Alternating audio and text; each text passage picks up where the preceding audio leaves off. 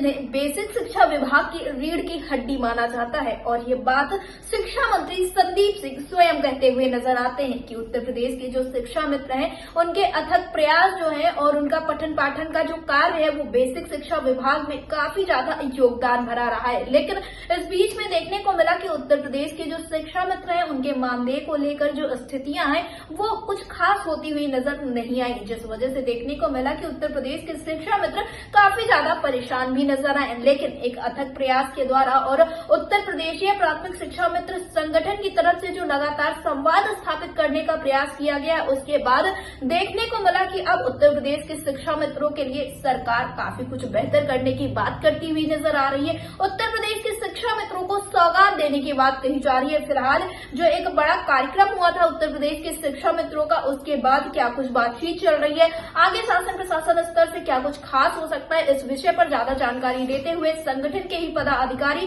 वीरेंद्र सिंह शौंकर ने क्या कुछ कहा है, आप भी सुनिए। वीरेंद्र शौंकर जी, आपका हमारे चैनल अटल टीवी पे बहुत बहुत स्वागत है।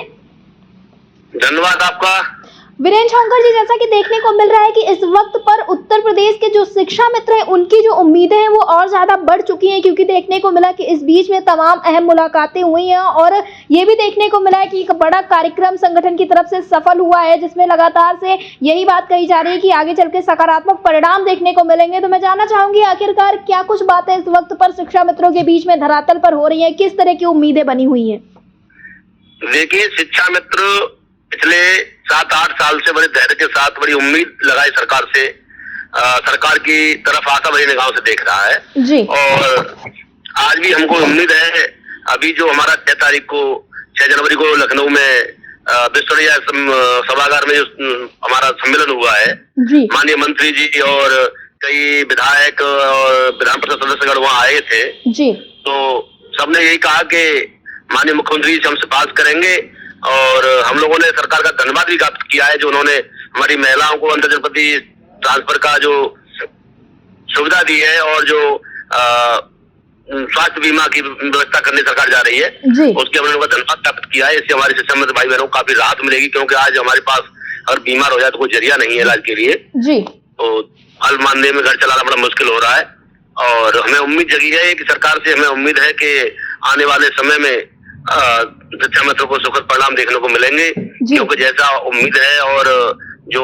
माननीय मंत्री जी ने कहा कि निश्चित ही आपकी मेहनत और परिश्रम में कोई कमी नहीं है। आप उन्होंने एक बात कही कि शिक्षा मित्र बेशिक्षा की रीढ़ है जी। वो इस बात को मान चुके हैं, सरकार इस बात को मान रही है कि बगैर शिक्षा मित्रों के बेशिक्षा का उत्थान नहीं हो सकता है जी। उन्होंने रीढ़ शब्द का इस्तेमाल किया, तो आप समझ सकती है कि कहीं ना कहीं सरकार अब गंभीर है और हमें भी विश्वास है कि आने वाले में समय में निश्चित ही सरकार कुछ अच्छा करेगी, सोचेगी हमारे विषय में जी। वीरेंद्र शौंकर जी, जैसा कि लगातार देखने को मिल रहा है कि इस वक्त पर आप लोगों के काफी सारे सकारात्मक कार्यक्रम भी हुए और उसके बाद शिक्षा मित्रों के मानदेय को लेकर भी तमाम तरह की चीजें निकलकर सामने आई, तो आगे चलकर क्या ये उम्मीद जताई जा सकती है कि जो उत्तर प्रदेश के शिक्षा मित्रों का ये 15 दिनों का मानदेय उन्हें नहीं मिलता है, उसको लेकर भी सरकार की तरफ से कोई बात कही जा सकती है अगर संगठन की तरफ से अपील की जाए तो? जी देखिए, इस तरह तो मुझे नहीं लग रहा कि सरकार कुछ निर्णय करेगी जी, क्योंकि 11 महीने का ये मिलता है जी। लेकिन वृद्धि की बात जरूर जो हमें विश्व सूत्रों से जानकारी मिल रही है कि सरकार कुछ वृद्धि करने जा रही है जी। और आज की जो स्थिति है वो आर्थिक हमारा जो शिक्षा मित्र पूरी तरह टूट चुका है, क्योंकि आप जानते 10,000 रुपए में इतनी महंगाई में तो घर चलाना बड़ा मुश्किल हो रहा है। कम से कम जो मानदेय है, जो अध्यापक का मूल वेतन है, जिस तरह से माननीय सर्वोच्च न्यायालय ने हमारे जो होमगार्ड के भाई थे उनके लिए व्यवस्था कर दी, आज उन्हें कांस्टेबल का जो मूल वेतन मिल रहा है तो उन्हें नौकरी करने में आनंद आ रहा है और बड़ी जिम्मेदारी से नौकरी कर रहे हैं। तो ऐसे ही अगर हमारे शिक्षा मित्र और अन्वेषक भाइयों को जो मूल वेतन है टीचर का मूल वेतन अगर मिल जाए और हर साल उसमें बढ़ोतरी, जैसे शिक्षकों का साल में 2 बार DA बढ़ता है, हमारा साल में 1 बार ही बढ़ जाए, हमें अन्य सुविधाएं मिल जाए तो निश्चित ही इससे हमारे लोग मजबूत होंगे और उनका जो है जीवन सफल हो जाएगा जी। वीरेंद्र शौंकर जी, अटल टीवी से जुड़ने के लिए बहुत बहुत धन्यवाद जी। Thank you.